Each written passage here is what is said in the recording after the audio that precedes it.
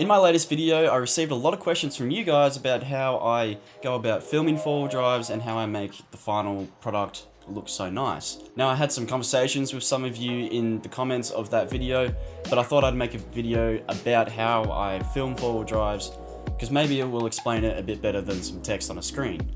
So firstly, let's start off with the gear that I use.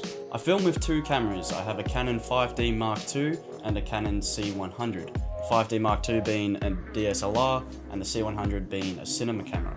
These are both older cameras, but they still work just fine. The lenses on these cameras that I use is the 24 to 105mm f4L series lens. That's mainly on the 5D. And then on the C100, I use a 17 to 55mm f2.8 EFS lens. Now these lenses may change in and out with other ones, however these are the main ones that I've been using recently. Essentially, it's a run and gun setup, because when you're out 4-wheel driving, you don't really have the time to be setting up gimbals or tripods or sliders. You really need to be on your feet and running around. Speaking of running around, the next point that I want to make is you need to move. There's so many videos of people standing in the one spot with the camera in the one spot. Maybe it'll be on a tripod, sometimes just handheld, of the car doing the track.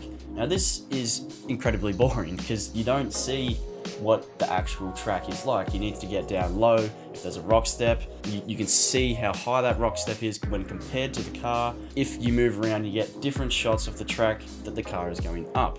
Now if you just stand further back and get one shot, that's good, but that's only one shot. You need something else to give some more interest with some creative shots, or else your video is going to be quite boring. Essentially what I'm trying to say is create entertaining footage, so therefore you can create an entertaining video. Now I want to quickly touch on color grading and how I make the colors look like they did in that video. Basically that entire video was about 90% shot with the C100, and the main benefit to this is that the cinema camera has a good dynamic range when compared to something like the 5D Mark II. So what this means is that it can capture more of the light areas and more of the dark areas, leaving you more room to work with. When something's pure white in the camera, there's no detail in it, and when something's pure black, there's also no detail in it. This basically minimalizes that, which therefore gives you more detail in a whole shot.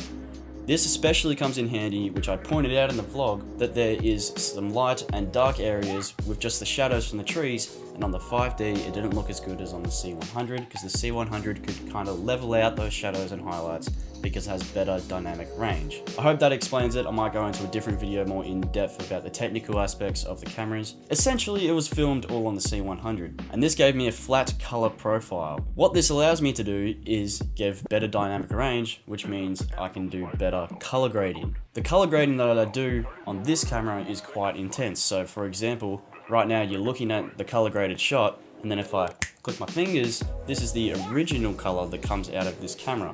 Now, it looks bad, doesn't it? But then when you put in a bit of color grading, it looks heaps better and better than what my 5D Mark II would look like. Now, your standard DSLR won't have this kind of flat color profile, but you can make it as flat as possible. You can look it up. There'll most likely be a video of different settings you can change for your certain camera to give it the flattest profile possible. And all I do for color grading is I actually bought Peter McKinnon's LUT pack, and I just use the ones that I think look best, and then I adjust them as it suits. This just makes it heaps faster for something like the vlog. If I was doing client work, I don't really use this. I prefer to go in and uniquely adjust each clip.